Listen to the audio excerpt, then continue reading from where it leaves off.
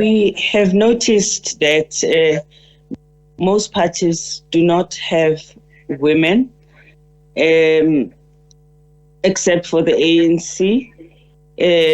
But we have seen that the overall number of women who are going to be in parliament is decreasing.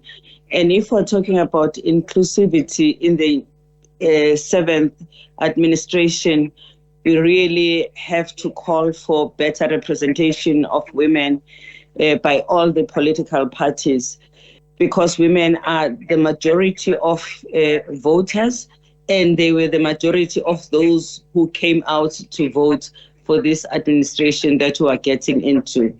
Yeah. And I wonder if the coalition has had an opportunity, or the collective, I should say, given that coalition is now a buzzword for something completely different. I wonder if the collective has had an opportunity to engage any of these parties to bring forward your own proposition, and what the response has been like. Well, we have not spoken to the parties directly. We have sent our petition, and we were looking forward to hearing from them, and in particular for them to consider what we are putting forward. We are obviously, like all South Africans, anxious and concerned about the future of the country, and we are hoping that the political parties will have a fruitful discussions that will lead to a stable and a government that will take the country forward. We are relieved that everything went as smooth as it could during the elections, and we think that this last leg that is remaining will end well. But we are urging, and we want to see evidence that women are part of whatever decisions are being taken. Yeah. You know, you opened the statement by actually pointing out, as you've already mentioned in our discussion, that women have been the largest demographic, if you like, that actually rocked up to the polls and cast their votes. Interestingly enough, though, women-led organizations don't seem to have amassed as much support. Essentially, what I'm getting at here is it seems we still live in a society where women are voting for men to be in power, and that's raised all kinds of interesting discussions about what transformation looks like if that, in fact, is the will of the people. Yeah, well, that is indeed a concern we have, that in some ways women make governments, but they make governments that exclude them. Right. We are wanting now to make sure that the women that are already on the lists of political parties play a significant role, and they are not left behind even as they enter parliament. We don't want them to end up as backbenchers with no portfolios and without making significant contribution. But of course, we also want the women that are being appointed to significant positions to make a meaningful contribution. We don't want them to be there as tokens. We do want them to be substantive, and we are here to support them every step of the way. And we want them to know that we are here supporting them and encouraging them. Yeah. I'm going to ask my next question and ask that you respond as the former deputy president of the country, and not necessarily as a card-carrying member of any political organization. But given what we've heard from the different parties, given the outcome of this election, do you have a preferred configuration of what this GNU or coalition may possibly look like, especially if you're prioritizing the interests of women? Obviously, I do want a configuration that has the ANC, because that's what the electorate has decided. But I also want the will of the people to be respected. So I do want the political parties that received support of the electorate to be recognized. I am worried about the notion of kingmakers, of very small political parties playing a much bigger role than what the voters gave them. So I would like a government that will somehow reflect the will of the people and respect the will of the people. Yeah. And as those discussions continue, there's been, at least from where I'm sitting, two kind of main narratives that have emerged. People raising questions about whether or not we should follow, for example, what is palatable to, for example, the markets and the economy, because that is an important aspect to consider, right? If, whatever government is put in place is going to work for the benefit of the people, these other factors need to be considered. So there's the markets discussion and there's going with what people have ultimately voted for, which I suppose would then involve a government that includes the ANC, the DA, perhaps the MK, and even the EFF. Do you have any kind of, distilled thought around where you stand on the spectrum? Yeah, I think the markets are important, but the markets are not more important than the people. I think we should remember that. I think the markets must allow processes that really respect the will of the people. And I also think that political parties that respect the Constitution, that respect the rule of law, will be important in this process. And it is important that in the discussions, political parties must assure us that they are in there in order to make sure that we have a stable government. We don't have a government that is disruptive. I'm also concerned that whatever configuration that comes up will last for the next 5 years. The worst thing that could happen to us is disruption, such as what we have seen at local government level. I think it will be a real disaster if at a national level we see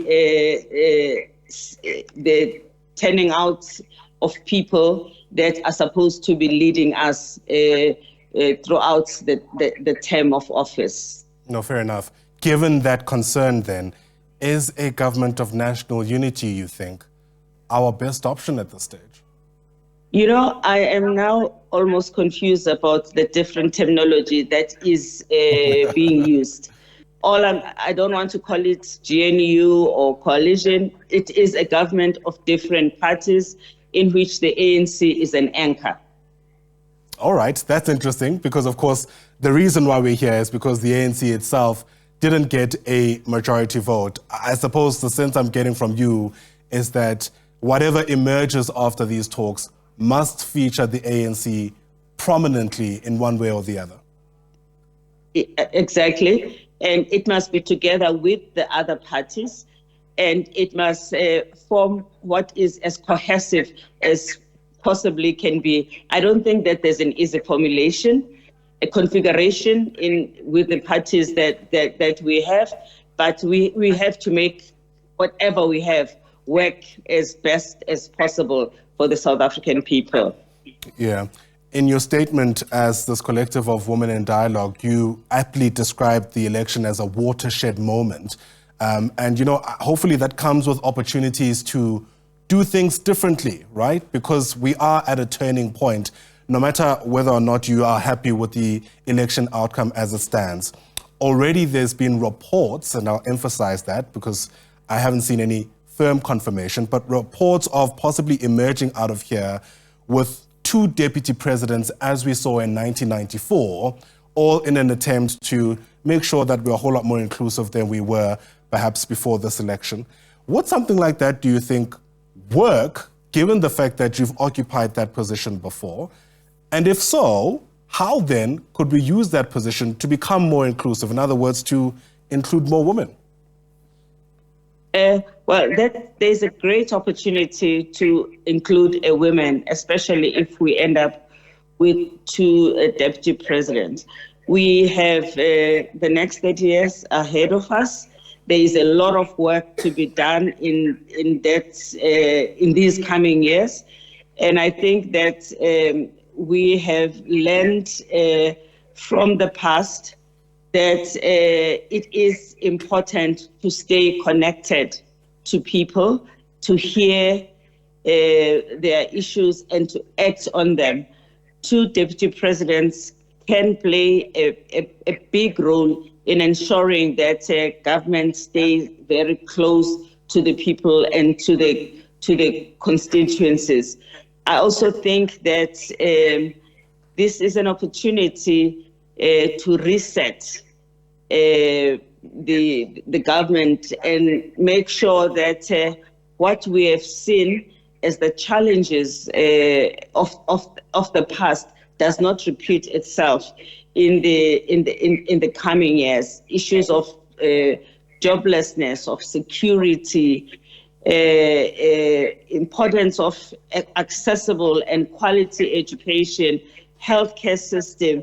This is a lot of work, and we have to make sure that the fact that South Africa is regarded as the most unequal society in the world, that should not repeat itself. It is something that really worries many of us, that after 30 years, we have not been able to shift that. The spatial setup of apartheid still largely exists. But of course, there's lots of good things that we've done. We know what we're capable of doing because we have seen it happen. So we can build on a solid ground. Yeah. Of course, as you know, this change unfolds, there's also real concerns about South Africa's foreign policy direction. I mean, you've sort of sat in those multilateral institutions. You know the standing of the country in the world, especially when it comes to human rights records, speaking out against injustice. We know where South Africa stands, for example, in the ongoing conflict in the Middle East. How worried are you that that message may get blurred if these things aren't ironed out as part of these discussions so that we emerge out of this with a unified voice, whatever that voice says?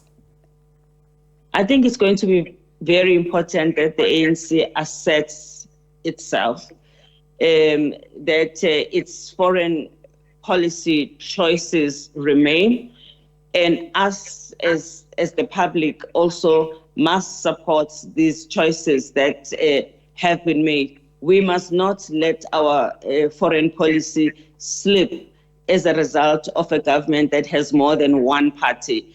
In any case, the fact that you have more than one party does not mean that the ANC is ceding its power to the other party. It really has to assert itself and to make sure that it protects these gains that we have made. We have still a good standing internationally, even though we do have some challenges, and we can only get stronger if we stand our ground. Interesting sentiment, because of course the ANC is in these negotiations because they didn't win a majority. Hopefully there are concessions being made along the way if there's going to be any kind of agreement. I'm sure you'd agree with that. Yes, it has to make concessions, but it also has to have a red line. We really cannot allow gains that have been made to be lost just like that. All right, fair enough. As a former deputy president, you must also have an interest in how we uphold our democratic institutions. In fact, I think somebody else might have said that democracy only works if there is buy-in. And currently, we're sitting with a situation where a party that's received the third largest support in these elections is threatening to boycott an important sitting to essentially put together the next administration.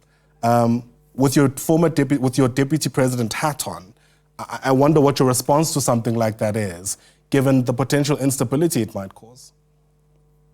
Well, I think that if they decide to boycott, that's their unfortunate choice to make, but the show has to go on. The other parties that are willing to be in Parliament on Friday and to get on business, I hope will be there and do the right thing. I think that we cannot afford to hold the country at ransom. It is a pity if they've chosen to boycott, but I really think that it's important that the show goes on.